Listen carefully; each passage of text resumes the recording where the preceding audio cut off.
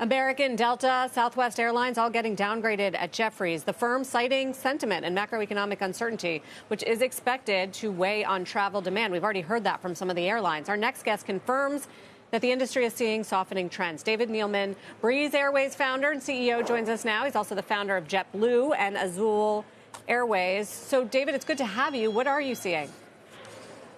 You know, I think we're doing okay. March was a little soft. April, May, and June are coming in. You know, Sarah, when times get tough and people need to buy food and pay their rent, they just look a little harder for lower fares. So, you know, I think we're in a really good spot. We have 87% of our routes. We have no nonstop competition. So, you know, we're hanging in there. But certainly there is a lot of talk in the industry with Delta and others warnings of the first quarter. And, you know, what I'm trying to figure out is, you know, how much of this is transitory, but as it was called, you know, by Delta, you know, people a little afraid to fly. I'm surprised how many people call me and says, is it really safe to fly, you know, after the accidents that we had? And how much is just people are just a little bit nervous. Oh, really? You think that's weighing on sentiment, some of the safety concerns?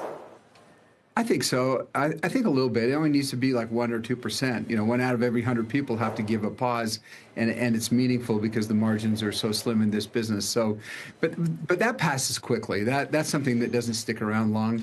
It's more kind of concerns over the tariff and your job security and all that stuff. And you know, we have an industry that's going to be potentially affected by tariffs. I hope not, because there's a lot of factors in our favor. You know, Boeing, for example, would be devastated if there was reciprocal tariffs.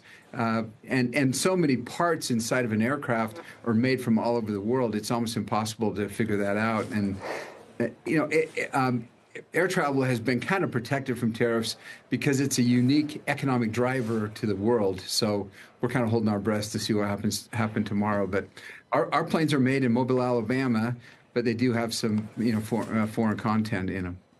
Yeah, well, there's that question about tourists coming to America. Obviously, it's a big part of our services economy. Do you think those questions are valid? You know, I think the Canadians are pretty ticked off. You know, all the Canadians I know, helped found WestJet Airlines, and the people I've been talking to are pretty upset.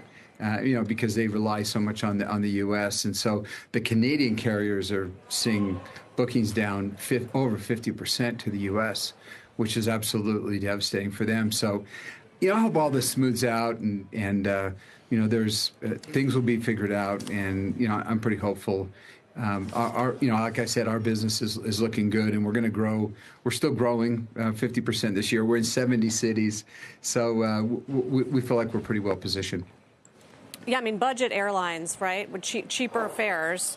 What's the price gap between a Breeze or other budget airlines, and how do they usually do during times of weaker economic sentiment or a pullback in spending? When I started Breeze, I wanted to get you there twice as fast for half the price. That was our goal. And our kind of average base fare is about 44% less. And then we have these bundles that if you want, okay, free bags, free internet, extra legroom, you pay an extra, you know, $50 or whatever. And so that people love that because they can choose.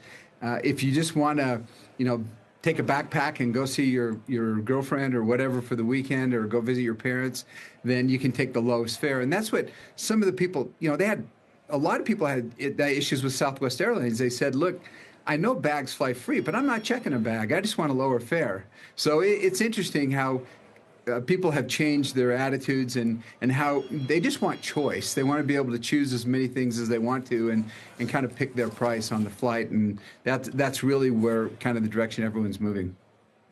All right, David, thank you for the color. As always, it's good to have you. Thank you, Sarah. Appreciate it. David Neeleman, Breeze Airways founder and CEO.